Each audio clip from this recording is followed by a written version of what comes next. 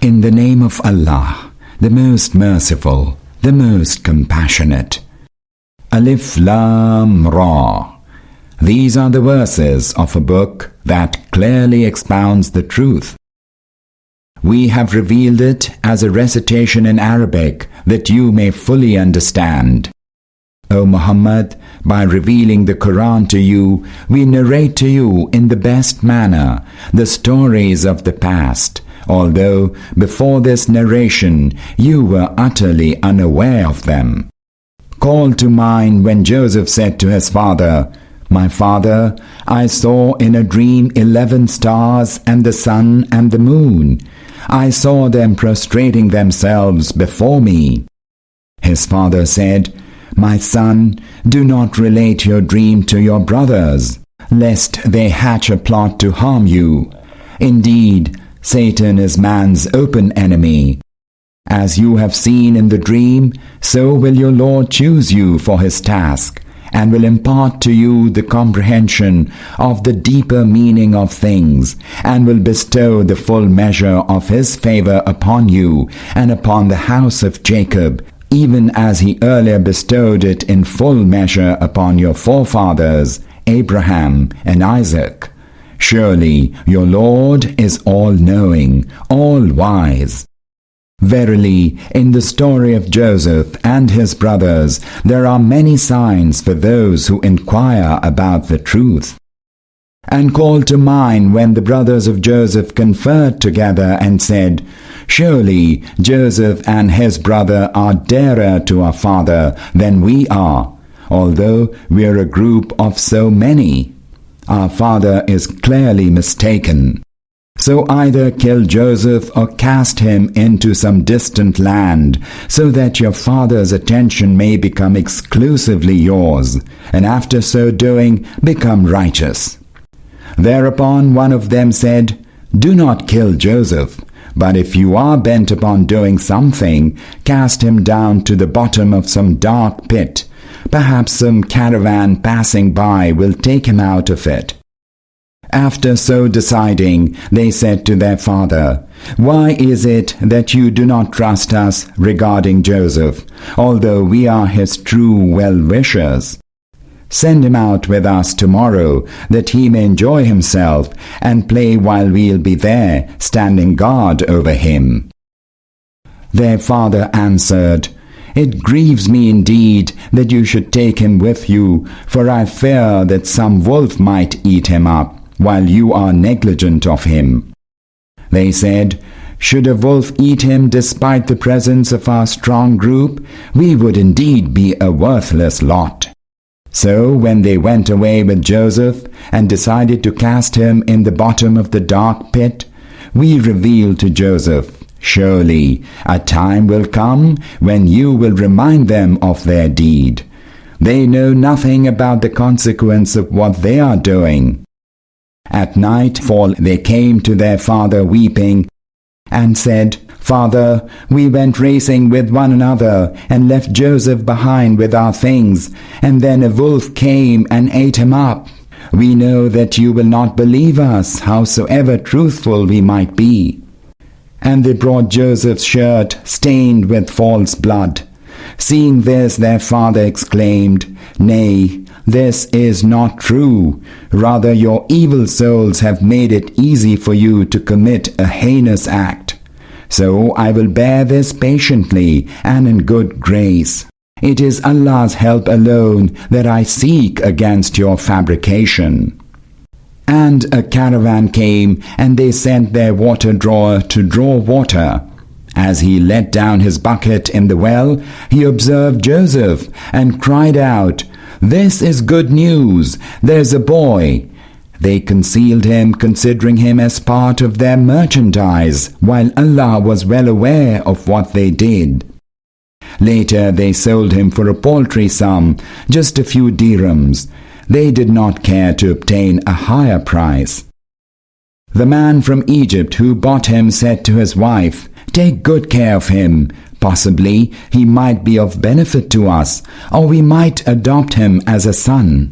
Thus we found a way for Joseph to become established in that land, and in order that we might teach him to comprehend the deeper meaning of things. Allah has full power to implement His design, although most people do not know that.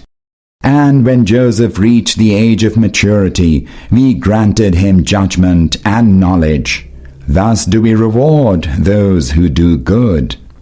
And it so happened that the lady in whose house Joseph was living sought to tempt him to herself, and one day bolting the doors, she said, "Come on now." Joseph answered, "May Allah grant me refuge.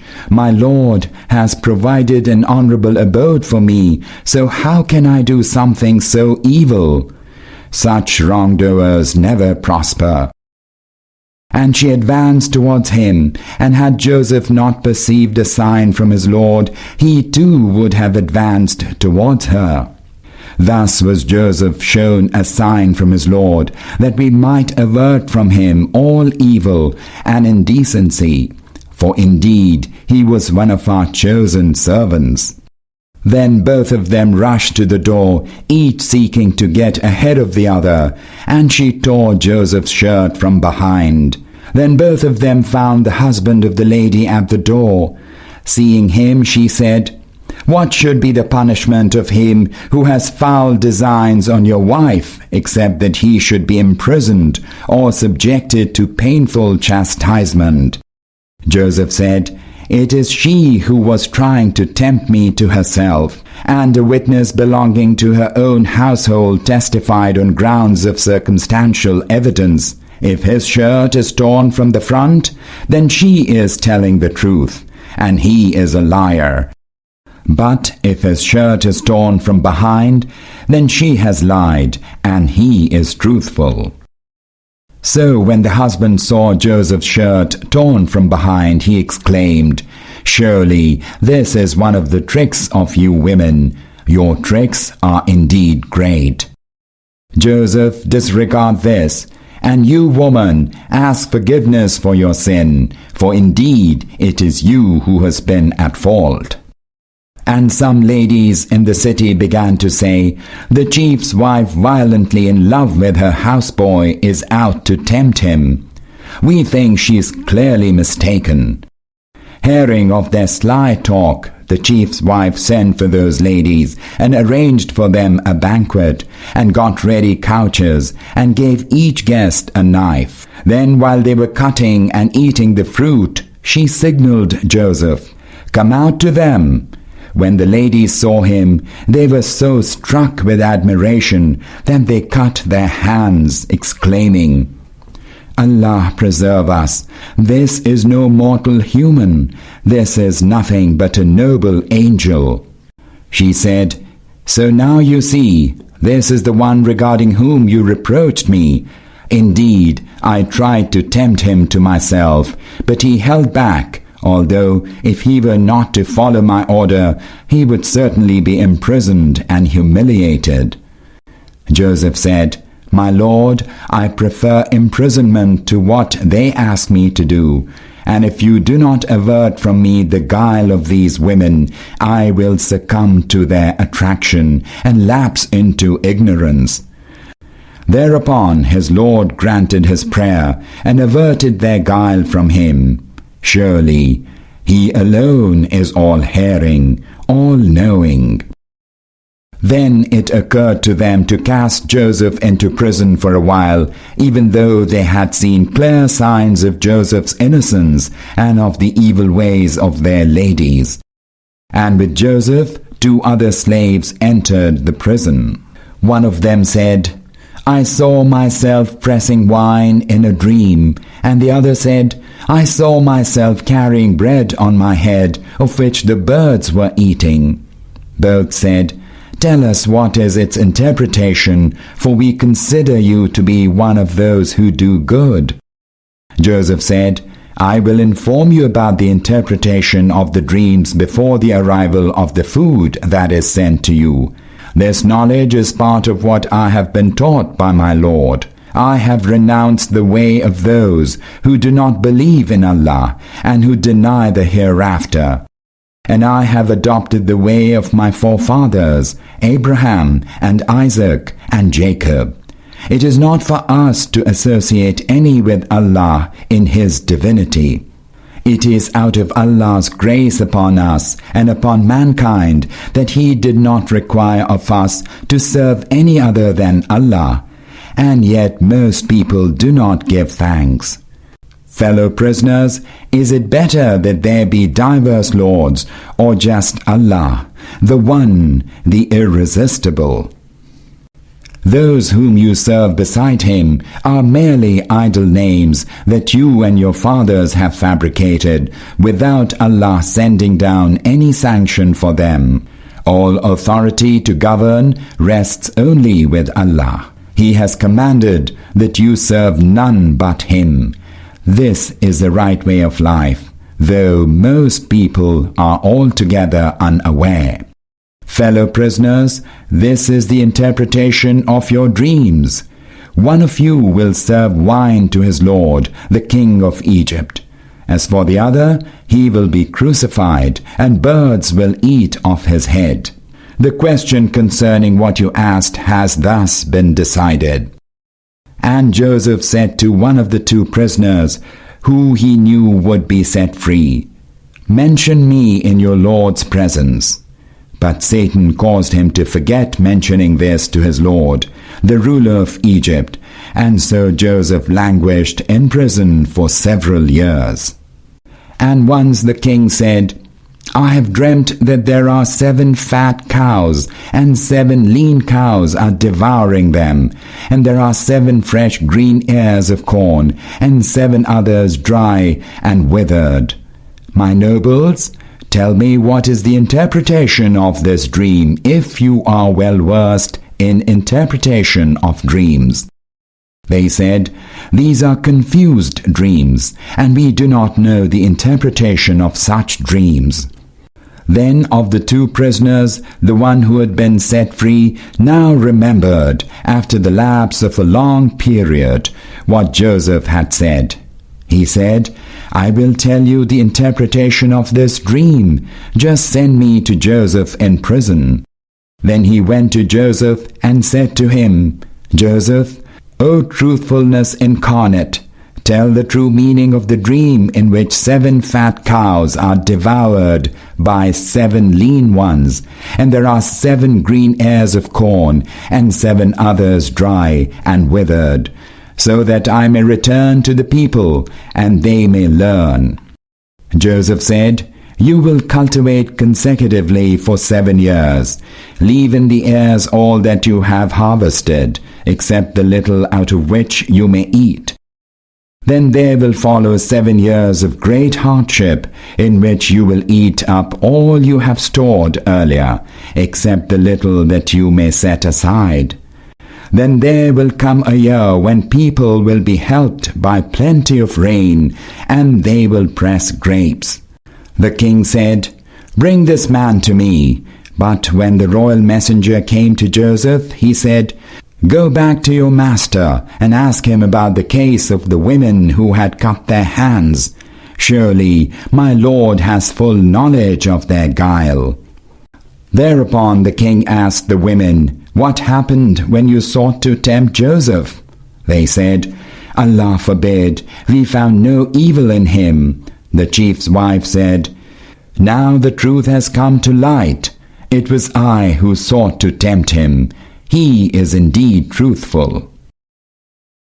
Joseph said, "I did this so that he, that is the chief, may know that I did not betray him in his absence, and that Allah does not allow the design of the treacherous to succeed. I do not seek to acquit myself, for surely one's self prompts one to evil except him to whom my Lord may show mercy. Verily, my Lord is ever forgiving, most merciful." The king said, "Bring him to me. I will select him exclusively for my own service." So when Joseph spoke to him, the king said, You are now one of established position, fully trusted by us." Joseph said, "Place me in charge of the treasures of the land. I am a good keeper and know my task well." Thus did we establish Joseph in the land, so that he could settle wherever he pleased. We bestow favor out of our mercy on whomsoever we please, and we do not cause the reward of those who do good to go to waste. Surely the reward of the hereafter is better for those who believe and act in a God-fearing way. And Joseph's brothers came to Egypt and presented themselves before him. He recognized them, but they did not know him. And when he had prepared for them their provisions, Joseph said, "Bring to me your other brother from your father. Do you not see that I give full measure and am most hospitable? If you do not bring him to me, you shall have no corn from me, and do not even attempt to come close to me." They said, "We will surely try to prevail over our father to send him. Be sure we shall do so." And Joseph said to his servants, "Put surreptitiously in their packs the goods they had given in exchange for corn." Joseph did so, expecting that they would find it when they returned home. Feeling grateful for this generosity, they might be inclined to return to him. When they returned to their father, they said, "Father, we have been denied further supply of corn. So send with us our brother, that we may bring the supplies. We shall be responsible for his protection." When they returned to their father, they said, "Father, we have been denied further supply of corn." The father said, "Shall I trust you with regard to him as I trusted you earlier with regard to his brother? Allah is the best protector and is the most merciful." And when they opened their things, they found that their goods had been given back to them. Thereupon they cried, "Father, what else would we desire? Look, even our goods have been given back to us. So we shall go now and bring supplies for our family. We shall protect our brother and bring another camel load of corn. That additional supply will be easily secured." Their father said, "I shall never send him with you until you give me a solemn promise in the name of Allah that you will bring him back to me, unless you yourselves are surrounded."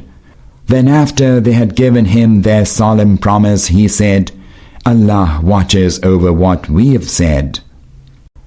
And he enjoined them, "My sons, do not enter the city by one gate, rather enter it by different gates. I can be of no help to you against Allah. Allah's command alone prevails. In him have I put my trust, and in him should all those who have faith put their trust." And it so happened that when they entered the city by many gates, as their father had directed them, this precautionary measure proved ineffective against Allah's will. There was an uneasiness in Jacob's soul, which he so tried to remove. Surely he was possessed of knowledge owing to the knowledge that we bestowed upon him. But most people do not know the truth of the matter. When they presented themselves before Joseph, he took his brother aside to himself and said, "Verily, I am your own brother Joseph, so do not grieve over the manner they have treated you." Then while Joseph was having their provisions loaded, he put his drinking cup in his brother's saddlebag, and then a herald cried, "Travelers, you are thieves!" Turning back, they asked, "What have you lost?" The officials said, "We have lost the king's cup." And the chief added, "He who brings it shall have a camel load of provisions, I guarantee that." They said, "By Allah, you certainly know that we did not come to act corruptly in this land, nor are we those who steal."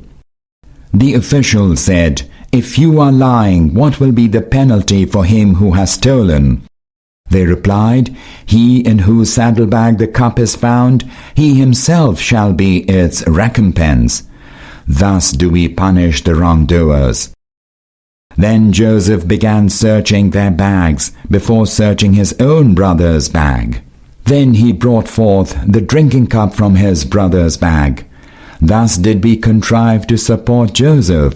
He had no right, according to the religion of the king, that is the law of Egypt, to take his brother, unless Allah so willed. We exalt whomsoever we will over others by several degrees. And above all, those who know is the one who truly knows. They said, "No wonder that he steals, for a brother of his stole before."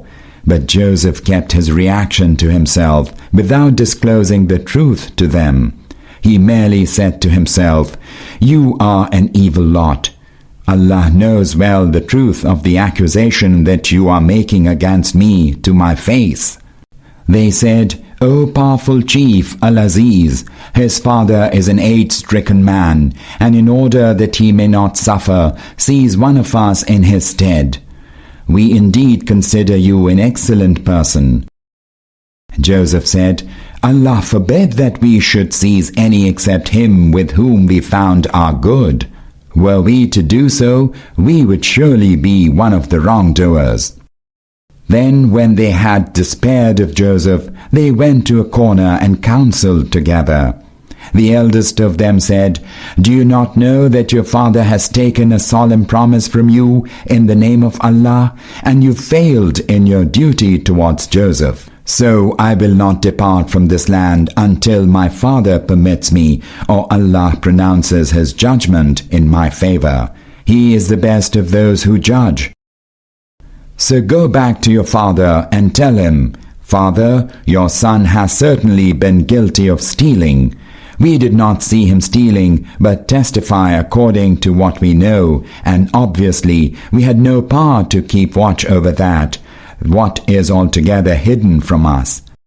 You may inquire of the dwellers of the city where we were, and of the people of the caravan with whom we traveled. We are altogether truthful in what we say.'" The father heard the narration and said, "All that is untrue, but your souls have made it easy for you to engage in a heinous act. So I will be graciously patient even at this. Allah may well bring them all back to me. He is all-knowing, all-wise." Then he turned his back to them and said, "O my grief for Joseph!" His eyes whitened with grief, and he was choked up with sorrow, trying to suppress his grief. The son said, "By Allah, you will continue to remember Joseph until you will either consume yourself with grief or will die." He said, "I will address my sorrow and grief only to Allah, and I know from Allah what you do not know. My sons, go and try to find out about Joseph and his brother, and do not despair of Allah's mercy. Verily, only the unbelievers despair of Allah's mercy."